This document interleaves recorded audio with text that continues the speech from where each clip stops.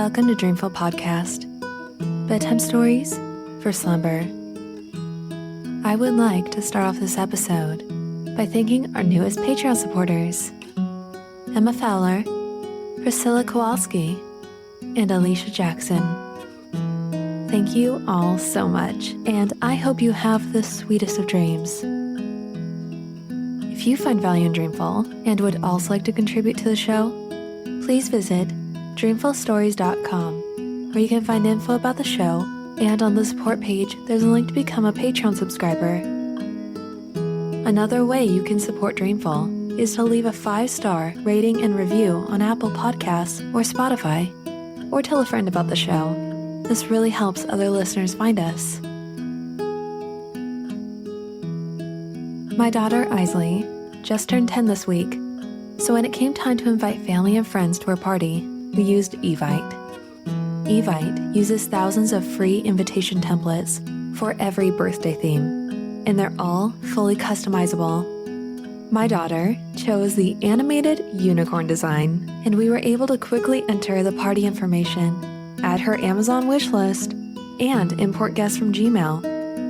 It takes just a few minutes to create and send the invitations. Parents can RSVP, and you get RSVP tracking in real time. And maybe the best part, I didn't worry about whether or not she passed the invitations to her friends at school. With our sponsor, you can make your little one's birthday party the big deal it is. Find amazing, beautiful, one-of-a-kind designs in minutes for free. Head over to evite.com/dreamful. That's evite.com/dreamful. evite.com/dreamful. A couple years ago, I was stressed to the point where I physically could not sleep. It resulted in awful headaches, a brain fog that I couldn't seem to clear, and daily panic attacks. Stress shows up in so many ways, and speaking from experience, you should not wait until things are really bad to get help. That's why I'm so thankful this podcast is sponsored by BetterHelp Online Therapy. BetterHelp is customized online therapy that offers video, phone, and even live chat sessions with your therapist, so you don't have to see anyone on camera if you don't want to. It's much more affordable than in-person therapy. Give it a try and see if online therapy can help lower your stress. This podcast is sponsored by BetterHelp, and Dreamful Bedtime Stories listeners get 10% off their first month at betterhelp.com/dreamful. That's BetterHelp.com/dreamful. For this episode, I will be reading the Norwegian fairy tale, East of the Sun and West of the Moon. So, snuggle up in your blankets and have sweet dreams.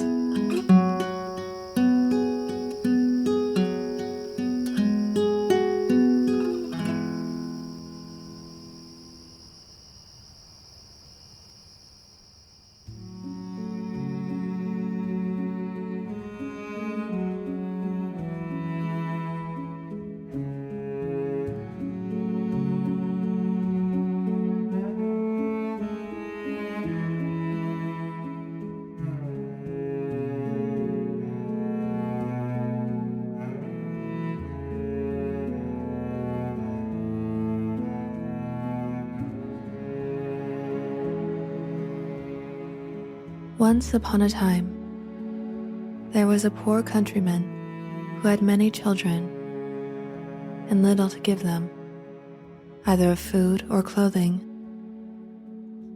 They were all very pretty, but the prettiest was the youngest daughter. Once, late on a Thursday evening in autumn, with wild weather outside, they were sitting together by the fireside, each busy with something or other, when suddenly, someone rapped 3 times against the window pane. The man went outside to see what could be the matter. And there, in front of him, stood a great big white bear. "Good evening to you," said the white bear. "Good evening," said the man. "Will you give me your youngest daughter?" said the white bear. "If you will, you shall be as rich as you are now poor." Truly, the man had no objection to being rich, but he said to himself, "I must first ask my daughter about this." So he went in and told them all that a great white bear was outside, who had promised to make them rich if he could have the youngest daughter. But she said no. She would not hear of it. So the man went out again and settled with the white bear that he should come again the next Thursday evening and get her answer. Then the man talked so much to her about the wealth they would have and what a good thing it would be for herself, that at last she made up her mind to go, and washed and mended her rags to make herself as stylish as she could. Little enough had she to take away with her.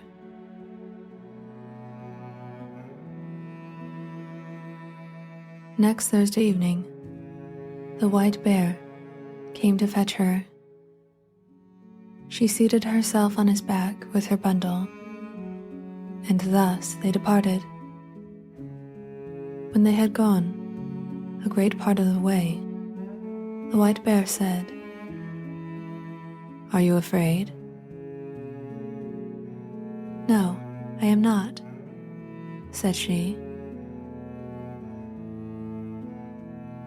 "Keep tight hold of my fur, and then there is no danger," said he. And thus she rode far, far away, until they came to a great mountain. When the white bear knocked on it, a door opened,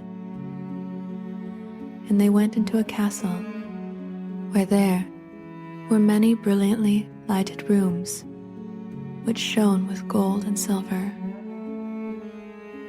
There was a well-spread table, so magnificent it would be hard to make anyone understand how splendid it was.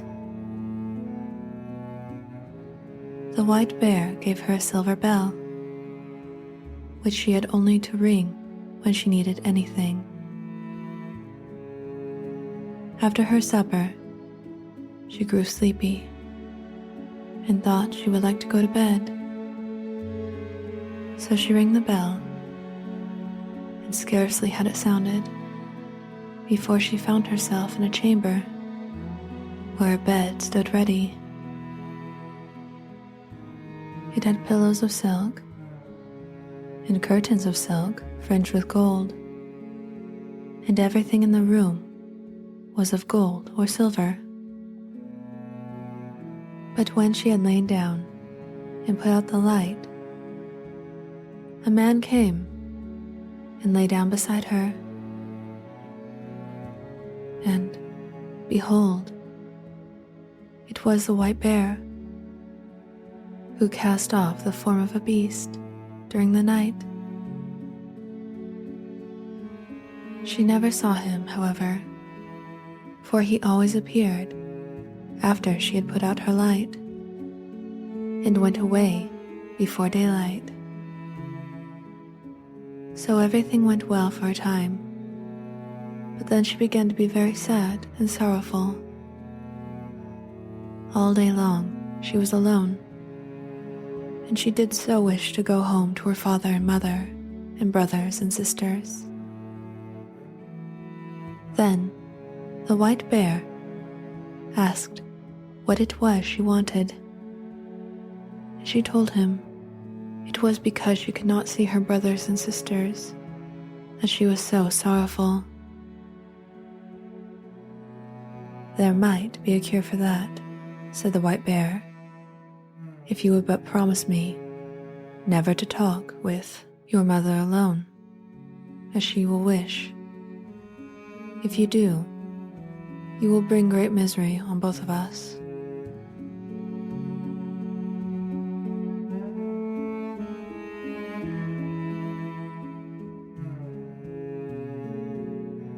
So one Sunday, the white bear said they could now set out to see her father and mother. With the girl sitting on his back, they went a long, long way, and it took a long, long time. But at last, they came to a large white farmhouse, and her brothers and sisters were running about outside, playing, and it was so pretty, it was a pleasure to look at.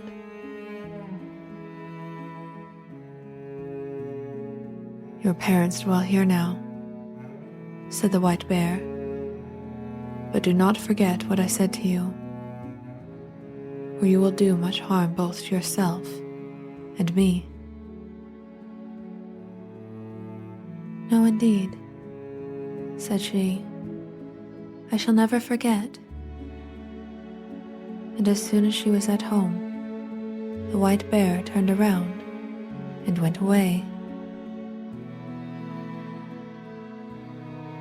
There were such rejoicings when she went in to her parents that it seemed as if they would never come to an end.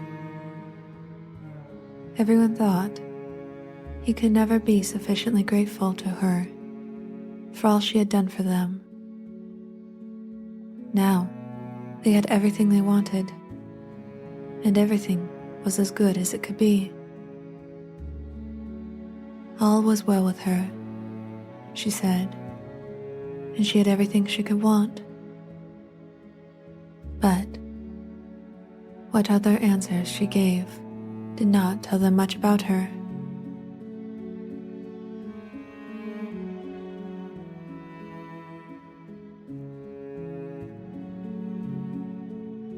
In the afternoon, after they had dined at midday, it happened just as the white bear had said.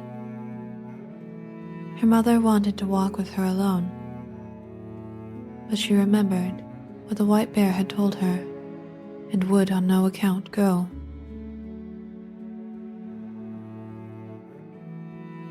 "What we have to say can be said at any time," she answered. But somehow or other, her mother at last persuaded her, and she was forced to tell the whole story.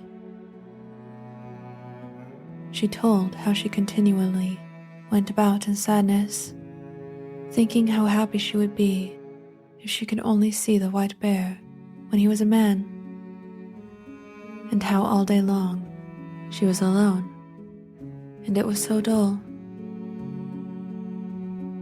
"Oh," cried the mother in horror, "he is very likely a troll. You shall have a bit of one of my candles. Look at him with the candle when he is asleep. Take care, though, not to let any tallow drop upon him." So she took the candle and hid it in her dress. And when evening drew near, the white bear came to take her away. When they had gone some distance, the white bear asked her if everything had not happened just as he had suspected, and she had to admit to him that it had. "Then, if you have done what your mother wished," he said, "you have brought great misery on both of us."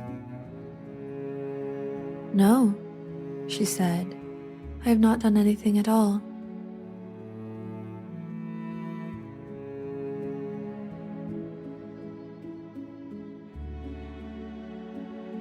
When they reached home, it was just the same as it had been before. The man came and lay down beside her, and late at night, when she knew he was sleeping, she rose and lit her candle. She saw he was the handsomest prince that eyes had ever beheld. She loved him so much, it seemed she must die if she did not kiss him that moment. She did kiss him, but let 3 drops of hot tallow fall upon his shirt, and he awoke.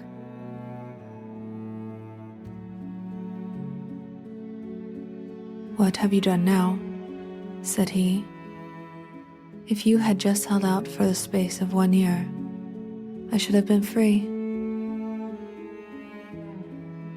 I have a stepmother who has bewitched me, so I'm a white bear by day and a man by night.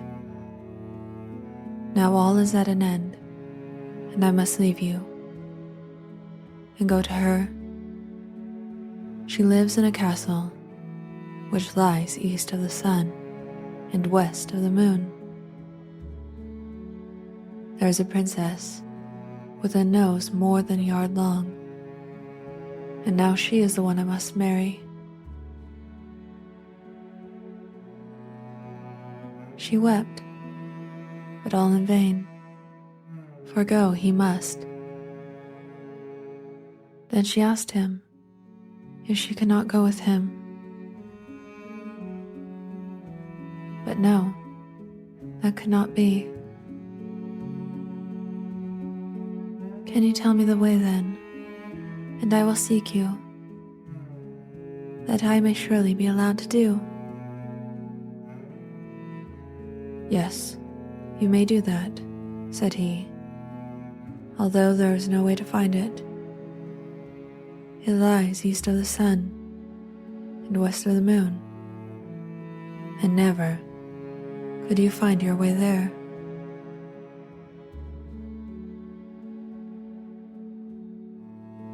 When she awoke in the morning, both the white bear and the castle were gone, and she was lying on a small green patch in the midst of a dark, thick wood.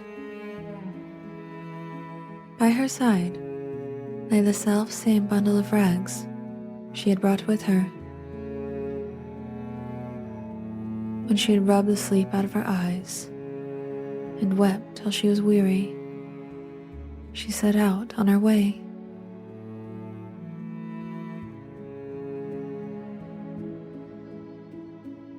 At last she came to a great mountain. At its foot, an aged woman was sitting, playing with a golden apple. The girl asked her, "Do you know the way to the prince who lives east of the sun and west of the moon, and who is to marry a princess with a nose more than a yard long?" "How do you happen to know him?" inquired the old woman. "Maybe you are the one who should have had him." "Yes, indeed I am," she said. "So it is you then," said the old woman. "I know only that he dwells in a castle east of the sun and west of the moon. You will be a long time reaching it, if ever you get there at all. But you shall have the loan of my horse. Ride on it to an old neighbor of mine. Perhaps she can tell you. When you arrive there, you must strike the horse beneath the left ear and bid it return home again. You may, however, take the golden apple with you." The girl rode for a long, long way, and at last she came to another mountain where an aged woman was sitting with a gold carding comb. The girl asked her if she knew the way to the castle, which lay east of the sun and west of the moon. But she said what the first old woman had said. "I know nothing about it, But if that is east of the sun and west of the moon, and you will be a long time in reaching it, if ever you get there at all. You shall have the loan of my horse to ride to the old woman who lives beyond me. Perhaps she may know where the castle is. When you have reached her, just strike the horse beneath the left ear and bid it go home again." Then she gave her the gold carding comb, for it might be of use to her. So the girl seated herself on the horse and rode a wearisome way onward again. And after a long, long time, she came to a great mountain where an aged woman was sitting, spinning at a golden spinning wheel. She inquired if she knew the way to the castle, which lay east of the sun and west of the moon. "Maybe you should have had the prince," said the old woman. "Yes, I should have been the one," said the girl. But this old crone knew the way no better than the others did. It was east of the sun and west of the moon. She knew that. "And you will be a long time reaching it if you ever get there at all," she said.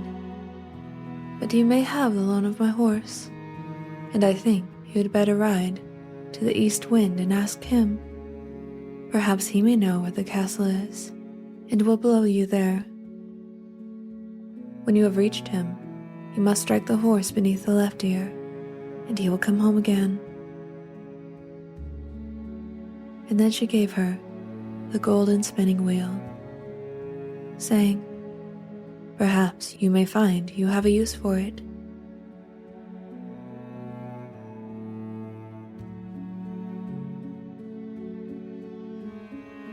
The girl had to ride for a great many days, for long hours, before she found the east wind. But at last she did arrive, and then she asked him if he could tell her the way to the prince who dwelt east of the sun and west of the moon. "Well," said the east wind, "I have heard tell of the prince and his castle, but I do not know the way to it, for I have never blown so far. But if you like, I will go with you to my brother, the west wind. He may know, for he is much stronger than I am. You may sit on my back, and then I can carry you there."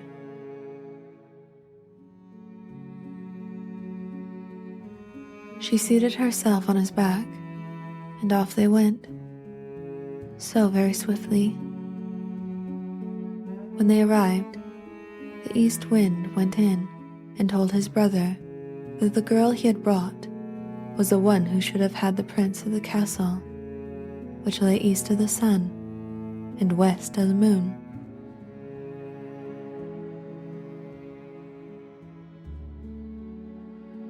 And now she was traveling, about to find him again, and he had brought her to ask if the west wind knew where the castle was. "No," said the west wind, "as far as that I have never blown. But if you like, I will go with you to the south wind, for he is much stronger than either of us, and has roamed far and wide. Perhaps he can tell you what you want to know. You may seat yourself on my back, and I will carry you to him."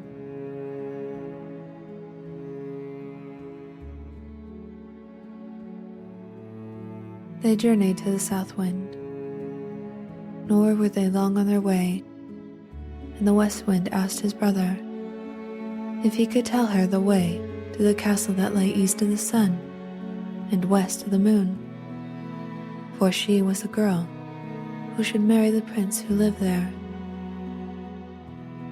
"Oh, indeed," said the south wind. "Well," said he, I have wandered about a great deal in my time, and in all kinds of places, but I have never blown so far as that. If you like, however, I will go with you to my brother, the North Wind. He is the oldest and strongest of us all, and if he does not know where the castle is, no one in the whole world will be able to tell you. You may sit upon my back and I will carry you there.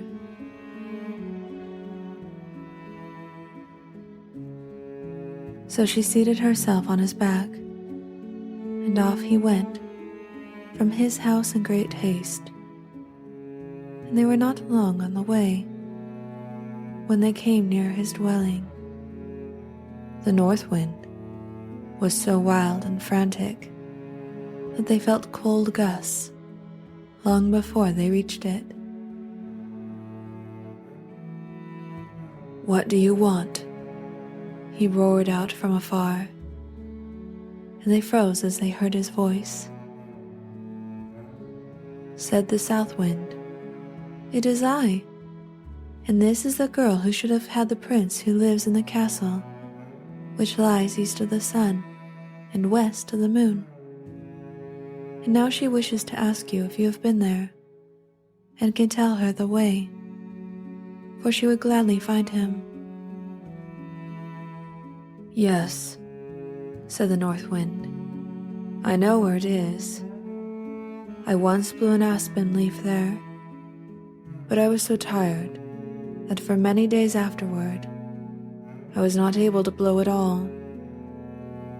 However, if you really are anxious to go there, and are not afraid to go with me, I will take you on my back and try to carry you there."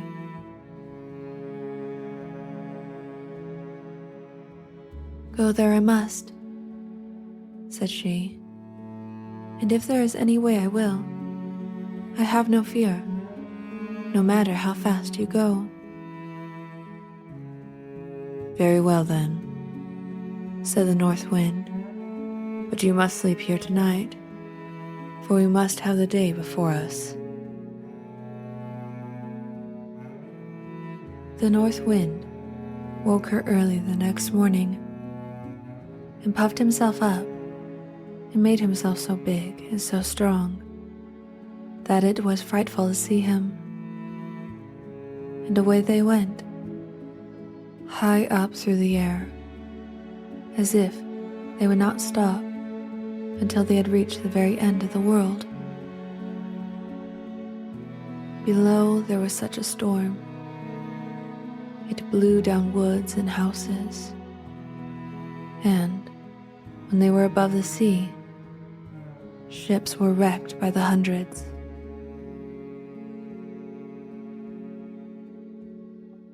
Thus they tore on, and a long time went by. And then yet more time passed, and still they were above the sea. And the North Wind grew tired, and more tired, and at last so utterly weary that he was scarcely able to blow any longer. And he sank and sank, lower and lower, until at last he went so low that the crest of the waves dashed against the heels of the poor girl he was carrying. "Are you not afraid?" asked the North Wind. "I have no fear," said she, and it was true. They were not very far from land, and there was just enough strength left in the North Wind to enable him to throw her onto the shore, immediately under the windows of a castle, which lay east of the sun and west of the moon. But then he was so weary and worn, he was forced to rest for several days before he could go to his own home again.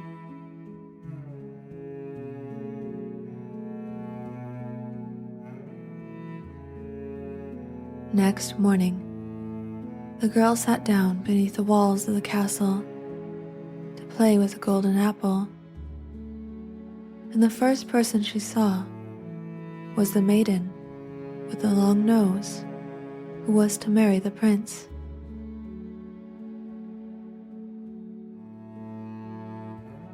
"How much do you want for that golden apple of yours, girl?" she asked, opening the window. "It cannot be bought either for gold or money," answered the girl. "If it cannot be bought either for gold or money, what will buy it? You may say what you please," said the princess. "Well, if I may go to the prince who is here and be with him tonight, you shall have it," said the girl who had come with the north wind. "You may do that," said the princess, for she had made up her mind what she was to do. So the princess got the golden apple. But when the girl went up to the prince's apartment that night, he was asleep. For the princess had so contrived it by giving him a sleeping potion. The poor girl called to him and shook him, and between whiles she wept, but she could not wake him.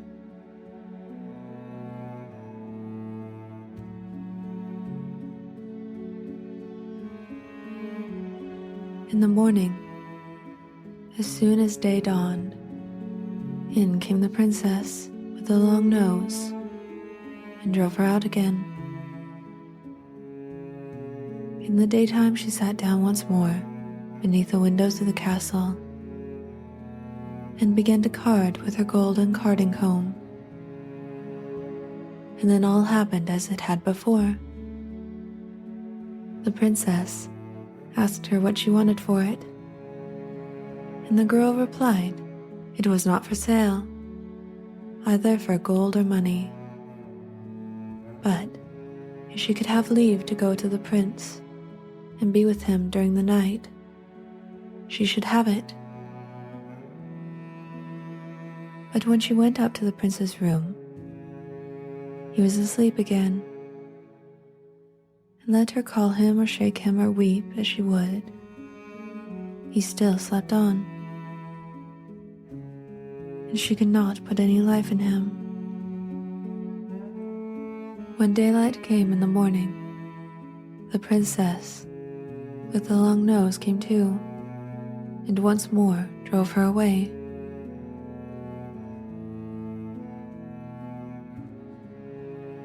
When day had come,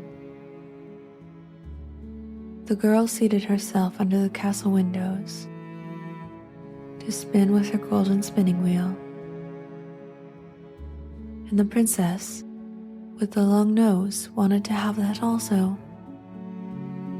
So she opened the window and asked what she would take for it.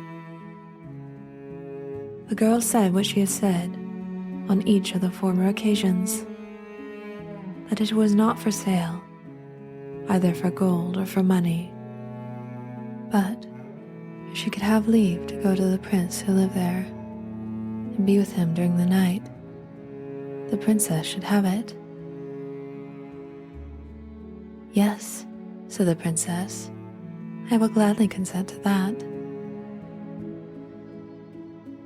In that palace, there were some decent folk who had been sitting in the chamber which was next to that of the prince, and had heard how a woman had been there, weeping and calling on him 2 nights running, and they told the prince of this. So that evening, when the princess came once more with her potion, he pretended to drink, but threw it away behind him instead, for he suspected that it was a sleeping drink. When the girl went into the prince's room, this time he was awake, and she had to tell him how she had come to find her way there. "You have come just in time," said the prince, "for I should have been married tomorrow. But I will not have the long-nosed princess, and you alone can save me. I will say that I want to see what my bride can do, and bid her wash the shirt, which has the 3 drops of tallow on it. This she will consent to, for she does not know it was you who let them fall on it. No one can wash them out but one born of real folk. It cannot be done by a troll. Then I will say that no one shall ever be my bride but the woman who can succeed at this. And I know that you can." There was great joy and gladness between them. And the next day, when the wedding was to take place, the prince said to his stepmother, "I must see what my bride can do." "That you may," said she.